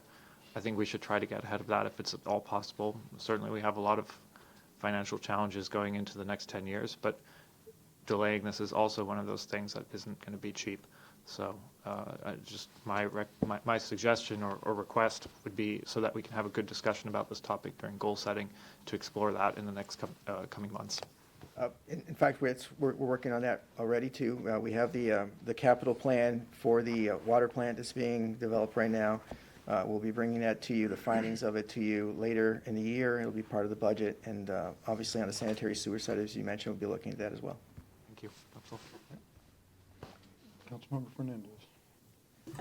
So with regard to the inventory and the mapping that you're currently doing and planning to get the system documented, will you also be creating a time process or some sort of schedule that will tell us what maintenance needs to be done as part of your report? I mean, I wholeheartedly want us to talk about what needs to be done as we go into the future so that we can get the budget established or know what the needs are. We will. So we'll be looking at as much as we know. So I want to make sure that I want to leave anybody with a misunderstanding. Again, we haven't been able to map the entire city. That's a long process. That's not going to happen in a very short period of time unless we were able to secure some significant funding, outside funding, that would allow us to hire a third party to come in and map everything. And even then, it would probably take a year, I would imagine, to do. So we don't have all that mapped, but our goal would be what we know and what we're getting from our consultants' reports about our infrastructure, that we will bring that to council as part of your budgeting. Now, it may not be all in fiscal year 27, because obviously trying to do that all at 1 year will probably be nearly impossible. But we'll have a plan that'll go out over several years, maybe 5 to 10 years, and show you these are the costs that we anticipate today. That doesn't mean we're going to capture everything. There may be something that we don't even know about right now that's underground that's going to come up and become an issue for us. But we're going to try and get ahead of most of the things that we know right now are going to be problems. But again, it will take time. It's not going to happen in just one budget cycle. My only request is that a lot of the infrastructure is aging, and it's better to maintain or repair ahead of some sort of break. So whatever information you're able to bring us as we're establishing the budget, even if I know we're not going to know everything, but that's all that I would request. Mr. Mueller, City Attorney's report. Thank you. Mayor, I have a couple of things. First, I'd like to the first thing will be my report on unanimous consent. I object, excuse me. I'm sorry, this is improperly agendized because the city attorney's responsibility is to report on external matters. This is an item governing the city council's own management of its affairs, and it is a sovereign body. And as we saw with the mayor's chair ruling, which I strongly disagree with, from about 6 months ago, which removed our authority to put things on the agenda, it is our responsibility to make those decisions. It is not the city attorney's job to dictate whatever policy he thinks should apply to unanimous consent. So I would like to see this struck because it is not properly placed on the agenda. The city attorney has no agenda-setting authority. Well, as the chair, I'm going to allow it because we pay for the city attorney to give us advice to make sure that we're compliant. And I this body, object to that. this body has full authority to make a motion to appeal the chair's decision, and by unanimous or by majority vote, you can overturn the chair's decision, and I welcome that. But right now, the chair's decision is to allow the attorney to do his job. I object, and I would like a vote on that. I move that we strike this item from the agenda and move on with other matters that are more important. We have a motion. Do we have a second? There's a motion. Do we have a second? Motion fails for lack of second. Let the record reflect that the city attorney wants to talk about unanimous consent, and that I didn't want to talk about it. Record so reflect that. Mr. Mueller, please continue. All right, thank you. Actually, I was asked to bring this up by you, Mr. Kravitz. That's not correct.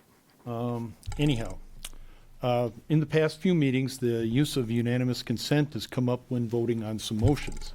And I have expressed a little concern using unanimous consent, or for the city council to use unanimous consent when voting on certain items, and that's a reason for this. I want you to understand what that concern is. So, if I can. Unanimous consent is a parliamentary procedure that's found in Robert's Rules of Order, and Rule 24 of your rules points to Robert's rules when there is not a specific council rule governing a procedure. So basically, what is unanimous consent is found in Robert's rules in Rules 458 through 460. Rule 458, which discusses and tells us what unanimous consent is. It's in cases where there seems to be no opposition in routine business or on questions of little importance, time can be saved by the procedure of unanimous consent. And under those conditions, the method of unanimous consent can be used to either to adopt a motion without the steps of stating the question and putting the motion to a formal vote, or it can be used to take action without even the formality of a vote. So 458 tells us what unanimous consent is. Rule 459 tells us how this is to work. In cases where there is, oops, I'm sorry. So to obtain unanimous consent, the chair would state that if there's no objection, the action that he mentions will be taken. He then pauses, and if no member calls out, I object, then, or he will say that since there is no objection, the action is decided upon. If any member objects, the chair must state the question on the motion and allow the desired debate, and the question goes through our normal process, which would be a motion, a second, discussion, and then the vote.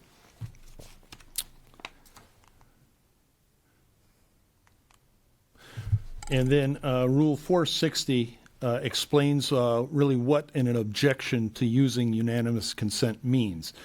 When a member responds to the chair's inquiry, is there any objection, that person may not necessarily, and someone responds with I object, that person may not necessarily be opposing the motion itself, but may believe that it is wise to take a formal vote under the circumstances.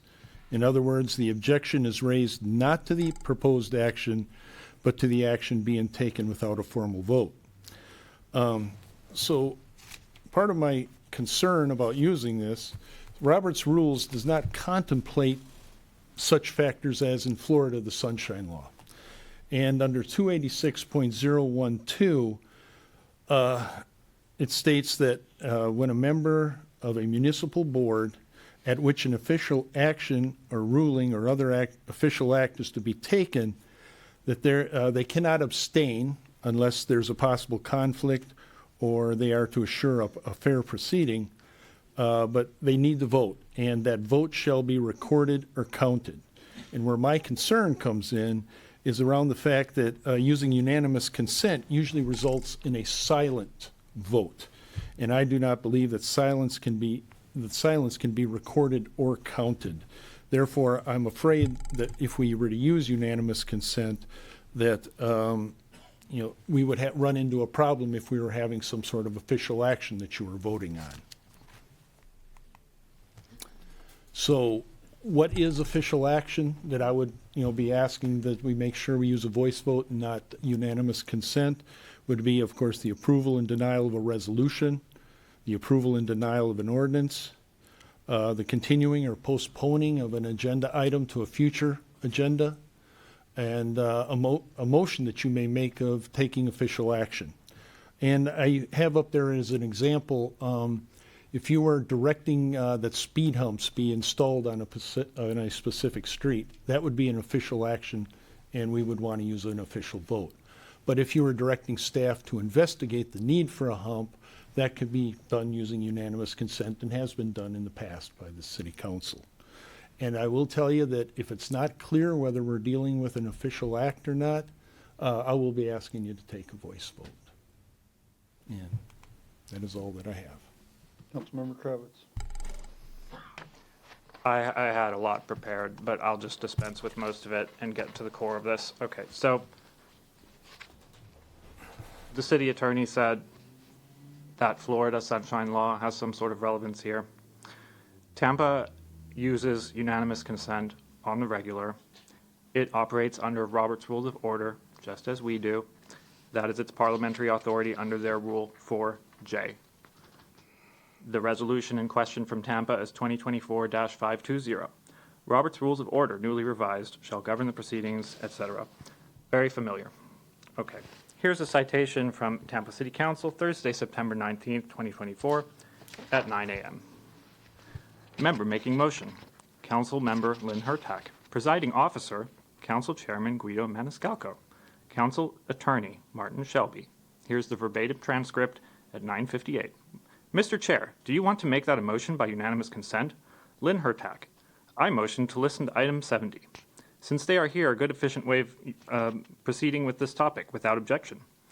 Any objection? This is Guido Maniscalco. By unanimous consent, hear item 70 now, etc. Planning Commission. So, this is an example from Tampa City Council from 2024, which is, as far as I know, subject to the Sunshine Law, of unanimous consent being made by someone who is a member of Tampa City Council under the recommendation of Tampa City Attorney, which is recognized by the chair, and then passes. I've got another example. February 6, 2025, Councilmember Lynn Hurtak. Once again, the culprit in the unanimous consent escapade. February 6, 2025 at 9 a.m. Same person requesting, same chair, verbatim transcript. I move items 18 through 21 and 23 through 34 by unanimous consent. Guido Maniscalco, the chair. We have a motion and a second. All in favor? Aye. If it's good enough for Tampa, I'm pretty sure it's good enough for our little city council here, which I love very much, and I'd just like to see it move things a little quicker with unanimous consent every now and then. Mr. City Attorney, your legal advice is fine and welcome, but when it comes to how we govern ourselves as a sovereign body, I really have to emphasize, even the mayor has much more authority than you. I really don't agree with his chair decision about how he has restricted the right to put things on the agenda, but everyone up here voted for it, and we accepted it. And unfortunately, I have to abide by it. And that is how this body sets its own rules, not based on you putting your thoughts into an agenda when you don't even track who's applicable under the Sunshine Law. And you didn't even look at Tampa, which is the largest, most applicable jurisdiction in Hillsborough County to this situation. And it's very disappointing. And I just want to say that this was a big waste of time. So thank you. And I have more. So if you want to go at it, I've got 8 other examples here, including authority from Robert's Rules of Order itself, 3 other municipalities in the United States, and 2 academic institutions with citations under how they interpret Robert's Rules of Order. So I got plenty of ammo if you want to go on this one. Are there any other questions for the city attorney? Thank you very much, Mr. Mueller. Are there anything else in your report? Yeah, one more thing. It's been brought to my attention that there was an incorrect vote notation in the November 4th, 2025 minutes. So I am noting for the record and that correction has been made, that the city clerk will be handing out the vote notation with that correction. And she can explain any further if you have any questions. Thank you. We'll take a moment while she passes that out.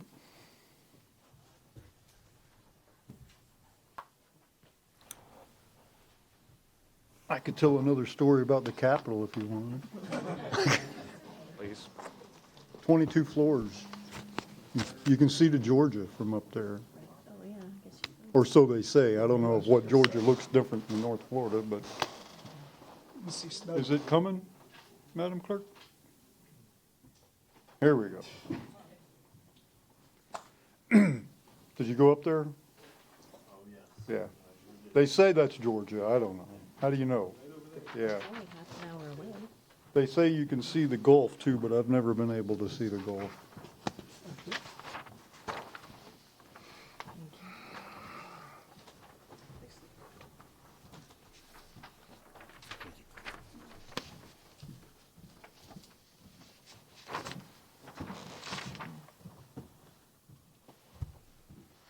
Just for the public who can't see this, this involved a resolution approving the purchase of 2 Thunder Creek fuel and lube trailers totaling $74,583.48 from Federal Contracts Company utilizing General Services Administration contract number GS03F-113DA.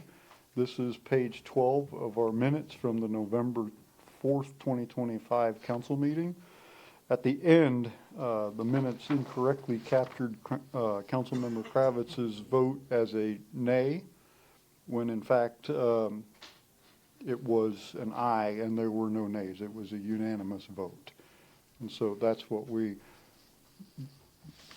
have, that's what we have done. It's a Scrivener's error, although a rather significant Scrivener's error, but that's the change that has been made, and I assume this will be attached to the minutes as a correction? Yes, it will. Okay. Has that been done? Not to the official minutes that have been posted. This will be done as soon as we had brought it to your attention. Okay. Could you just confirm with an email to us when you have done it so that we can all put it to rest and know that it's done? Yes, sir. Thank you. Any questions, comments for the city attorney? Anything else, Mr. Mueller? Nothing else? Okay. Anything for the good of the order? Okay, if not, we will stand adjourned. Thank you, everybody.